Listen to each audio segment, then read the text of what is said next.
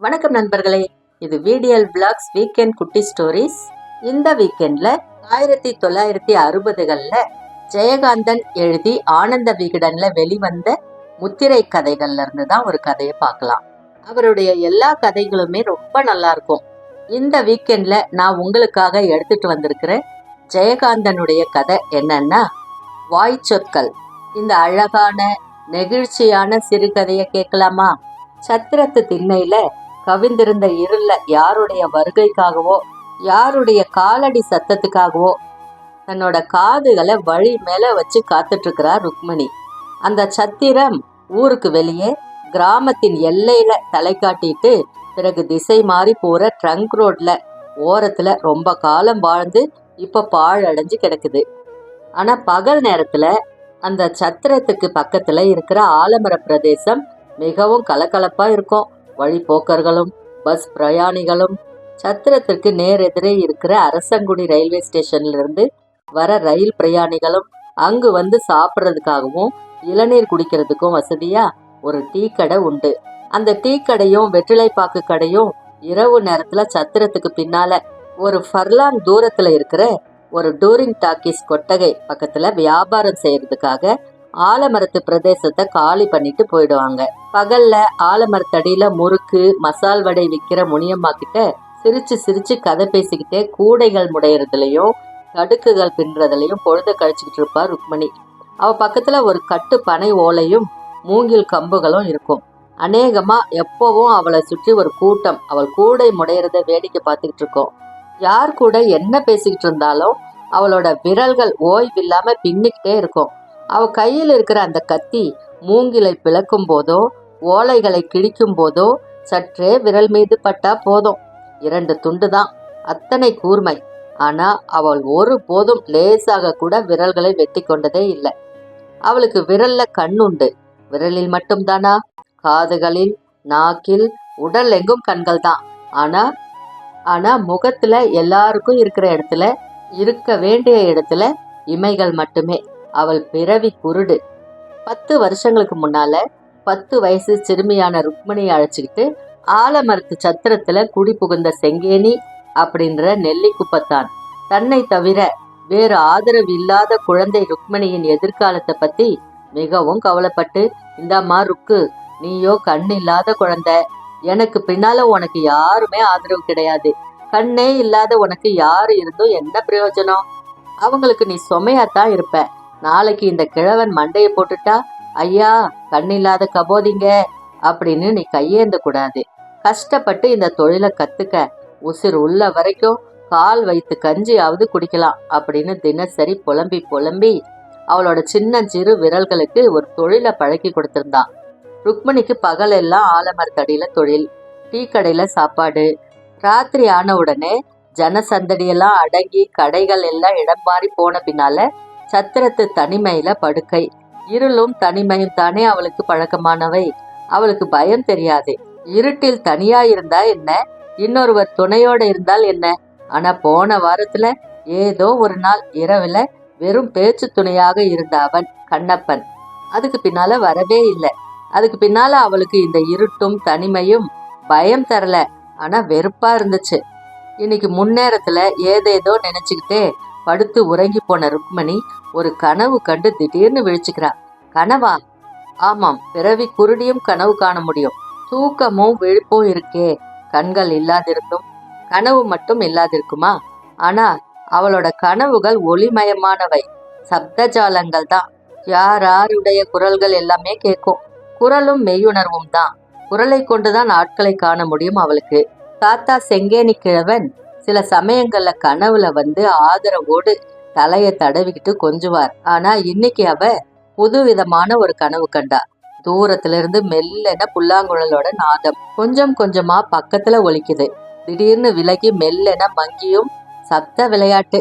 அந்த ஜாலம் அதிகமாகி பிறகு மறைஞ்ச பின்னால காது பக்கத்துல வந்து கணீர் என்ற குரல்ல ஞானக்கண் ஒன்று இருந்திடும் போதினிலே அப்படின்னு ஒரு பாட்டு. யாருடைய குரல் அப்படின்ற சந்தேகமே இல்லை. ஆமாம், கண்ணப்பா தான். வந்துட்டியா? ஏன் நீ அன்னைக்கு அப்புறம் வரவே இல்லை? புல்லாங்குழல் செஞ்சுட்டியா? எனக்கு பயமா இருந்துச்சு, நீ எங்க வராமலே இருந்துடுவியோன்னு.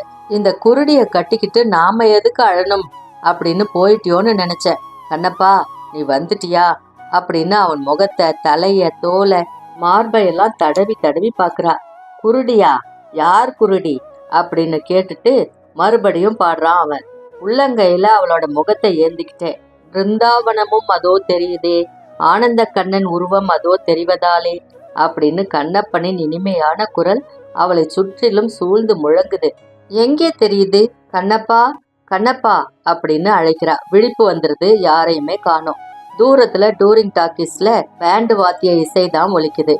இன்னைக்காவது கண்ணப்பன் வருமா அப்படின்ற யோசனை, ஏக்கம். அதுக்கு பின்னால அவளுக்கு தூக்கம் வரவே இல்லை. அரசங்குடி ரயில்வே ஸ்டேஷன்ல ராத்திரி 10 மணிக்கு கடைசி பேசஞ்சர் வரும். 2 நிமிஷத்துக்கும் குறைவாதான் நிற்கும். போகும்போது ஸ்டேஷன்ல உள்ள வெளிச்சத்தை கூட வாரி சுருட்டிக்கிட்டு போயிடும். ஆலமர பொந்திலிருந்து ஆந்தைகள் அலறும். சுடுகாட்டிலிருந்து நரிகள் ஊளையிட ஆரம்பிக்கும். சில சமயங்கள்ல ட்ரங்க் ரோட்ல சத்திரம் அதிர்வது போல பேரிரைச்சலோட லாரிகள் ஓடும். டூரிங் டாக்கீஸ்ல ஆட்டம் ஆரம்பிப்பதற்காக பேண்டு வாத்தியம் முழங்கும். ஒரு வாரத்துக்கு முன்னால இந்த இரவு நேர சத்தம் எதுவும் காதில் விழாதவாறு திடீர்னு பெருமழை, கோடை மழை விளாசி தீர்த்தது. ருக்மணி புடவை தலைப்பால போத்திக்கிட்டு உட்கார்ந்துருக்கும் போது மழையில நனைஞ்சுக்கிட்டு வந்த நாய் ஒண்ணு ஆதரவா அவள் காலடியில உரசிக்கிட்டு படுத்தது. மூளையில கிடந்த மூங்கில் கம்பை எடுத்து சீ ஓடு அப்படின்னு அடிச்சு விரட்டினாலே. அப்போதுதான் அவன் வந்தான்.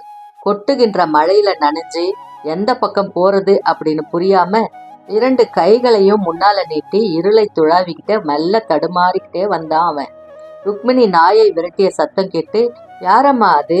இங்க ஒரு சத்திரம் இருக்குதாமே, இதுதானா அப்படின்ற கேள்வியோட சத்திரத்து படிகளை பாதத்தால தடவி தடவி மெல்ல ஏறி வந்தான் அவன். ஆமா இதுதான். நீ எந்த ஊரு அப்படின்னு விசாரிக்கிறா ருக்மிணி.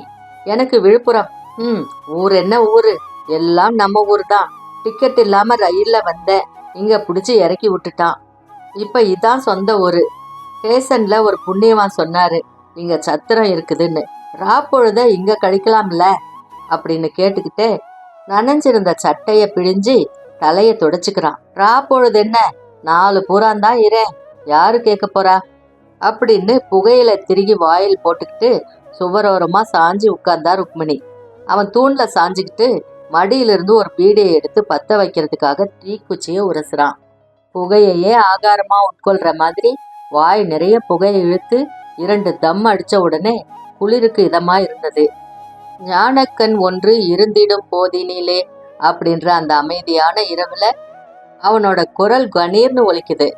ருக்மிணி நிமிர்ந்து உட்கார்ந்து பாட்டை கேட்கிறா. பாட்டும் பாடுற குரலும் அவளுக்கு ரொம்பவே பிடிச்சிருந்தது. அவன் தன்னை மறந்து பாடிக்கிட்டு இருந்தான். பாட்டு முடிஞ்சதும் தொண்டைய செருமுறான்.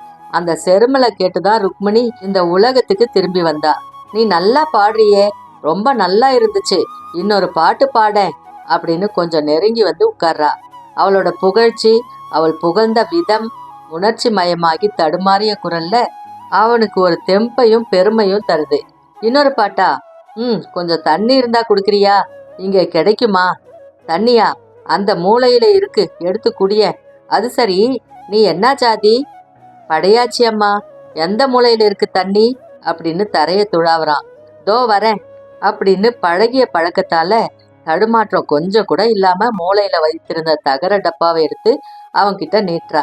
இதோ நாங்களும் படையாச்சிதான். குரல் வந்த திக்குல 2 கைகளையும் அவன் ஏந்த அவள் நீட்டிய தகர குவளை கைமாறியது. ஜாதி என்ன ஜாதி அப்படின்னு முணுமுணுக்கிறான் அவன். ஆமா, நீ ஏன் டிக்கெட் இல்லாம ரயில்ல வந்த? எந்த ஊருக்கு போற அப்படின்னு கேட்கிறா ருக்மிணி. 4 வருஷமா நான் அப்படித்தான் ரயில்ல பாட்டு பாடுவேன். சில நாள் 1 ரூபா கூட கிடைக்கும். அப்பெல்லாம் விழுப்புரத்துக்கு வடக்கே தான், தெற்கே வந்ததே இல்லை. அங்க இருக்கிறவங்களுக்கு என்ன நல்லா தெரியும், விட்டுருவாங்க. இவன் யாரோ ஒரு புது ஆளு இறக்கி விட்டுட்டான். ஆமா, உனக்கு ஊடு வாச பொண்டாட்டி புள்ள ஒன்னும் கிடையாதா? அவன் அதுக்கு பதில் சொல்லாம சிரிக்கிறான். வறண்ட சிரிப்பு.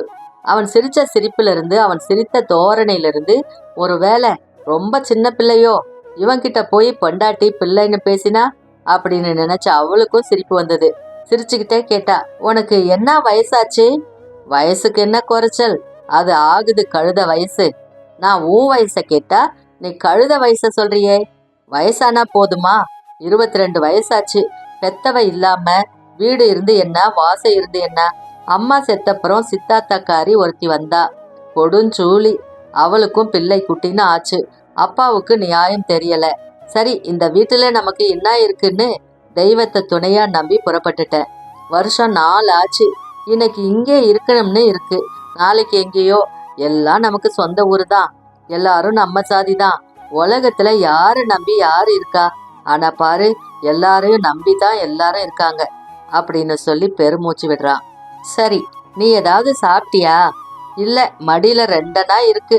எங்க போய் என்ன வாங்கி சாப்பிடுறது இந்த வனாந்திரத்துல? இந்தா கொஞ்சம் மல்லாக்கொட்டை இருக்கு, தின்னுபிட்டு இன்னொரு பாட்டு பாடு. நீ ரொம்ப நல்லா பாடுற அப்படின்னு ஒரு துணியில முடிஞ்சு வச்சிருந்த வேர்க்கடலையே கையில கொட்டி அவன் முன்னால நீட்டுறா. அவன் இருட்டுல நீண்ட அவளோட கைகளை பிடிச்சு கடலை சிதறாம தன் கையில கொட்டிக்கிறான். சரி, என்ன பாட்டு வேணும்? எதனாச்சும். உன் அழகை காண 2 கண்கள் போதாதே அப்படின்னு தீப்பெட்டியில தாளம் தட்டிக்கிட்டே பாட ஆரம்பிச்சான். பாட்டை கேட்டுக்கிட்டு இருந்த ருக்மணியோட காலடியில மறுபடியும் அந்த நாய் வந்து ஒண்டுது. பாட்டு சத்தத்துல தன்னையே மறந்திருந்த அவ எரிச்சலோட மூங்கில் கம்பை எடுத்து வீசுறா. இந்த தடவை அடி நாயின் மேல விழுந்தது. நாய் அலறிக்கிட்டே ஓடிச்சு. அது என்ன, மூங்கில் கம்பா? எங்க காட்டு அப்படின்னு இருட்டுல கைய நீட்டுறான் அவன்.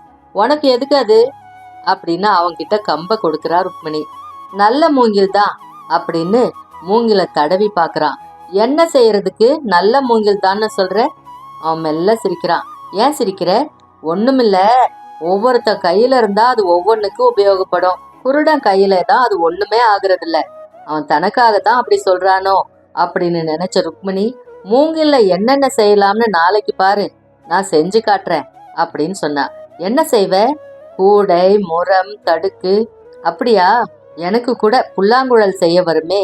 புல்லாங்குழலா? நீ செய்வியா ஊதுவியா அப்படின்னு ஆர்வத்தோட கேட்டா ருக்மிணி. இப்ப பாடினேன பாட்டு, இதெல்லாம் அப்படியே வாசிப்பேன். அப்ப சரி, அந்த கம்ப கொடு, வேற நல்லதா பார்த்து தரேன். நாளைக்கு நீ புல்லாங்குழல் செஞ்சு எனக்கு ஊதி காட்டணும். என்ன சரியா? ஏன் மல்லாக்கொட்டையை தின்னாம குந்தி இருக்க? இந்த கம்ப வச்சுக்க அப்படின்னு மூங்கில் கட்டிலிருந்து நல்ல மூங்கிலா ஒண்ணு எடுத்து கொடுக்கறா.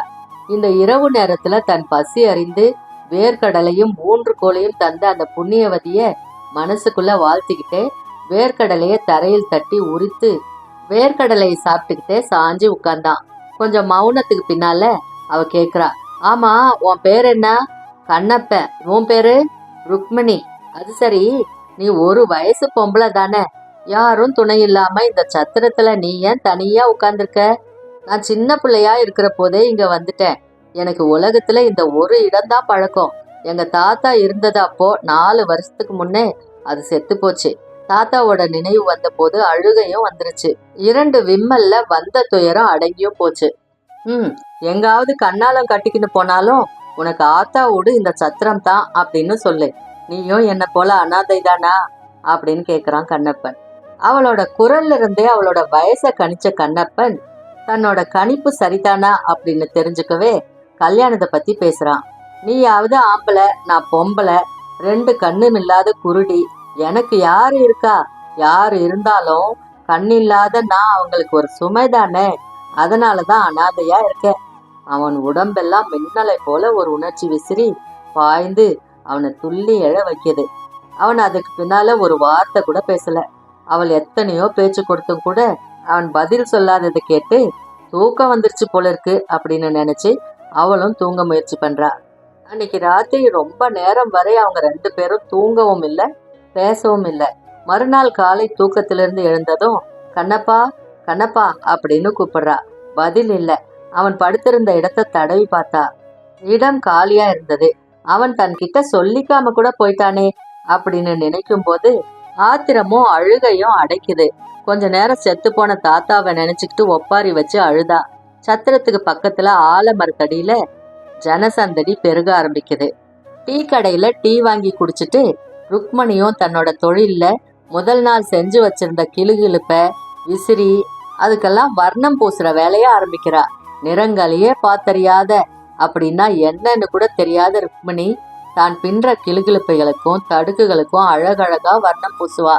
பூசப்படும் நிறங்களை பத்தி பூசிக்கொள்ளும் பொருள்களுக்கு என்ன தெரியுமோ அதை விட கொஞ்சம் அதிகமா அவளுக்கு தெரியும்.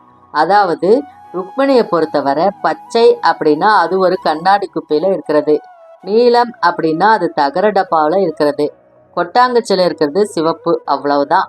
மனம் போன போக்குல தன் மனத்தில் இருக்கும் உணர்ச்சிகளை அது மேல கிறுக்கி மகிழ்வா. அதுக்கு அர்த்தம் இல்லையா என்ன? அழகா இருப்பதாய் கண் படைத்த புண்ணியவான்கள் சொல்றாங்க. அன்னைக்கு கண்ணப்பன் சொல்லிக்காம போன நாள், அதனால அவளால சரியா வேலைகளை செய்யவே முடியல. பக்கத்துல உட்கார்ந்து வியாபாரம் செய்யற முனியம்மா கூட சரியா ஒண்ணுமே பேசல. அவளை அறியாம மெல்லிய குரல்ல உன் அழகை காண இரு கண்கள் போதாதே அப்படின்னு பாடிட்டு இருந்தா. அதை கேட்டு முனியம்மா அவளை கேலி பேசினா. முனியம்மாவோட சேர்ந்து ருக்மணியும் சேர்ந்து சிரிக்கிறா. ஆமா, ருக்மணிக்கு வெக்கப்பட கூட தெரியாது. அன்னைக்கு பகல் பொழுது முழுவதும் அவனோட நினைப்பிலேயே நகர்ந்தது. அந்த இரவு சம்பவத்துக்கு பின்னால பகலும் இரவும் கண்ணப்பனை பத்தி தான் நினைவு. மானசீகமாய் அவனோட குரலையும் பாட்டையும் கேட்டு கேட்டு மகிழ்ச்சி அடைகிறா. வாழ்க்கை முழுவதும் அவன் பாடிக்கிட்டே இருக்க பக்கத்துல உட்கார்ந்து தான் கேட்டுக்கொண்டே இருப்பதை காட்டிலும் உலகத்தில் வேறு ஒரு இன்பம் இருப்பதாக அவளால் நம்ப முடியல. ஆனா அந்த கண்ணப்பன் அவனைத்தான் காணோமே. அவன் எப்பொழுதாவது நிச்சயம் வருவான் அப்படின்னு அவளுக்கு தோணுது. அவனுக்காக அவ காத்துட்டு இருந்தா. திடீர்னு கனவு கண்டு விழித்தெழுந்து அவன் நினைப்புல சத்திரத்து திண்ணையில அமர்ந்து வெற்றிலை போட்டுக்கிட்டு இருக்கும்போது டூரிங் டாக்கீஸ்ல ஆட்டம் ஆரம்பமாயிருச்சு. டூரிங் டாக்கீஸ் பாண்டு வாத்திய ஓசையும் அடங்கி போனது. இந்த நிசப்தமான நேரத்துல தூரத்திலிருந்து புல்லாங்குழல் ஓசை கேக்குது. அந்த பாட்டு தான். கண்ணப்பன் வருதோ? அவளுக்கு உடல் முழுதும் சந்தோஷத்தில் பதறுது. குழலின் ஓசை வர வர அதிகமாகி நெருங்கி வர்றத போல கேக்குது. பிறகு குழலின் நாதம் நின்று மூங்கில் கம்பொன்றின் ஓசை மட்டும் டக் டக்குன்னு கேக்குது. சத்திரத்து படிகள்ல காலடி சத்தம் கேட்கும் போது யாரது? கண்ணப்பாவா அப்படின்னு கேட்டா ருக்மணி. ஆமா. எங்கே இத்தனை நாளா காணோம்? சொல்லாம கூட போயிட்டியேன்னு எனக்கு வருத்தமா இருந்துச்சு அப்படின்னு அவள் சொல்லும்போது அவனுக்கு துக்கமும் மகிழ்ச்சியும் ஏற்பட்டு தொண்டை அடைத்தது. பதில் பேசாமல் மௌனமாய் அன்று உட்கார்ந்திருந்த இடத்திலேயே வந்து உட்கார்ந்தான். இவ்வளவு நாள் எங்க போயிருந்த? ஏதாவது சாப்பிட்டியா? சோறு கூட வச்சிருக்கேன், தண்ணி ஊத்தி, வேணுமானா சாப்பிட. இல்ல ருக்மணி, நான் இப்பதான் சாப்பிட்டேன். அன்னைக்கு அந்த பசி நேரத்துல வேர்க்கடலை கொடுத்தியே, இன்னைக்கு உனக்கு நான் பலகாரம் வாங்கிட்டு வந்திருக்கேன், இந்தா அப்படின்னு ஒரு பொட்டலத்தை அவகிட்ட நீட்டுறான். உனக்கு ஏதாவது வேலை கிடைச்சிருக்கா என்ன? அதான் நல்லது. ஒரு வயசு ஆம்பளை பிச்சை எடுக்கிறதாவது. எங்க வேலை? என்ன வேலை? நீ ஒரு தொழில் செஞ்சு பிழைக்கல, அதே மாதிரி நானும் ஒரு தொழில் செய்ய ஆரம்பிச்சிட்டேன். என்ன தொழில்? அன்னைக்கு நீ குடுத்தியே மூங்கில், அதுல ஒரு புல்லாங்குழல் செஞ்சேன். அதை 8 நாவுக்கு வித்தேன். அப்புறம் 2 நாவுக்கு மூங்கில் வாங்கி சின்ன பிள்ளைகளுக்கு ஊதல் புல்லாங்குழல் எல்லாம் செஞ்சு 1 ரூபா சம்பாதிச்சேன். அப்புறம் ஒரு பேனா கத்தி இரும்பு ஆணி எல்லாம் வாங்கினேன். இப்ப நல்லா ஊதல் செய்ய பழகிக்கிட்டேன். உன்னை பார்த்து தான் எனக்கும் புத்தி வந்தது அப்படின்னு அவன் சொல்றத கேட்க கேட்க அவளோட கைகள் அவனை அணைச்சிக்க துடிக்குது. அவன் பக்கத்துல நெருங்கி நெருங்கி வந்து உட்கார்ந்துக்கிறா. நான் சொல்றத கேக்குறியா? வந்து எனக்கு உன் பாட்டு, உன் குரல், நீ எல்லாம் ரொம்ப பிடிச்சிருக்கு. அதனால நீயும் நானும் வந்து வந்து ஆமா, அவளுக்கு வெக்கப்பட கூட தெரியாது. அவள் உலகத்தையே மனிதர்களையே கண்ணால் பார்த்ததில்ல. அதனால் உலகத்தின் மனிதர்களோட பொய்யான வெக்கமும் நாணமும் என்னன்னு கூட அவளுக்கு தெரியாது. மனத்தால உணர்ந்தத வாயால கொட்டிக்கிட்டு இருந்தா. கண்ணப்பன் மௌனமா பீடி புகைக்க ஆரம்பிச்சான். கண்ணப்பா, என்ன பேசாம இருக்க? ஏதாவது பேச, பாட்டு பாட. உன் பேச்சையும் பாட்டையும் கேட்கணும்னு 1 வாரமா நான் காத்து கிடக்கேனே. ஆமா கண்ணப்பா, நீ சினிமா பார்த்திருக்கியா என்று வலுவில் ஒரு கேள்வி கேட்டு அவனை பேச வைத்தாள். பார்த்திருக்கேன். அதெல்லாம் ரொம்ப நாளைக்கு முன்ன. இப்பெல்லாம் சினிமா பார்க்க காசு வேணாமா? என்கிட்ட காசு இருக்கு, வரியா? நான் பாட்டு கேட்டுக்கிட்டு உட்கார்ந்துருக்கேன், நீ படம் பாரு. படம் பார்க்க காசு மட்டும் போதுமா? கண்ணு வேணா? ருக்மிணி, நானும் உன்ன மாதிரி தான். 4 வருஷத்துக்கு முந்தைய அம்மா பார்த்து கண்ணு போயிருச்சு. இவ்வளவு ஆசையா இருக்கியே, உன் முகத்தை கூட பார்க்க முடியாத பாவினா. உனக்கு கண்ணு தெரியாதுன்னு நீ சொல்ற வரைக்கும் நீ நினைச்சது போலதான் நானும் நினைச்சேன். ஆனா நம்ம 2 பேரும் ஒன்னா எப்படி வாழ முடியும்? யாருக்கும் யாரும் உதவியா இருக்க முடியாதுன்னு நினைச்சுதான் நான் சொல்லிக்காம போயிட்டேன். ஆனா உன்கிட்ட சொல்லிக்காம போக மனசு இடம் கொடுக்கல. விடிய கால வண்டிக்கு நான் ஊருக்கு போறேன். எனக்கு கண் இருந்தா இப்படி உன்னை விட்டுட்டு போக மாட்டேன். என்ன பண்றது? நான் போறேன், நீ என்னை மறந்துடு என்று அழுதான் கண்ணப்பன். அவன் வருத்தம் அவளுக்கு புரியுது. இதுக்கா அழுற? கண்ணில்லாட்டி என்ன? எனக்கு ஒரு குறையும் தெரியலையே. சனங்கள்லாம் என்னமோ கண்ணு கண்ணுன்னு பேசிக்கிறாங்களே, அது நமக்கு இல்லைன்னு சொல்றாங்களேன்னு தோணுமே ஒழிய அதனால எனக்கு ஒன்றும் கெட்டு போகல. நீயும் என்ன மாதிரி தான்னா ரொம்ப சந்தோஷம். இதுக்காகவா நான் உன்னை மறந்துட்டேனும்னு சொல்ற? ஆமா, நெசமா சொல்லு. உனக்கு தான் எப்பவோ கண்ணு இருந்திருக்குன்னு சொல்றியே, கண்ணுன்னா என்னான்னு நீயாவது சொல்ல. பாக்குறதுன்னு சொல்றாங்களே, அப்படின்னா என்ன சொல்லு அப்படின்னு அவன் தோள் மீது கை வைத்து அவன் முகத்தருகே நெருங்கினாள். அவன் தேகம் சிலித்தது. ருக்கு, கண்ணுன்னா என்ன தெரியுமா? கண்ணுன்னா நீதான் எனக்கு கண்ணு இனிமேல அப்படின்னு பேச முடியாம திணறான் கண்ணப்பன். அவள் அவனது முகத்தை, தலையை, மார்பை, புஜங்களை தடவி பார்த்து மகிழ்றா. அந்த சத்திரத்து இரவின் தனிமையில 2 பேரும் தங்களோட கதைகளை, ஆசைகளை, ஒருவர் மீது ஒருவர் தீர்க்கும் காதலை, இத்தனை நாள் பிரிந்திருந்த பிரிவின் சோகங்களை பற்றி எல்லாம் பேசிக்கிட்டே இருந்தாங்க. பேச்சு பேச்சு, விடியும் வரை ஒரே பேச்சுதான். கண்ணோடு கண்ணினை நோக்கக்கின் வாய்ச்சொற்கள் என்ன பயனும் இல என்று காதலுக்கு இலக்கணம் வள்ளுவர் கூறிவிட்டால் போதுமா? இவர்களுக்கு வாய்ச்சொற்கள் தான். முற்றும். மீண்டும் அடுத்து ஒரு நல்ல கதையோட அடுத்த வீக்கெண்ட்ல சந்திக்கிறேன். அது வரைக்கும் உங்களிடமிருந்து நன்றி கூறி விடைபெறுவது VDL Vlogs VDL. நன்றி, வணக்கம்.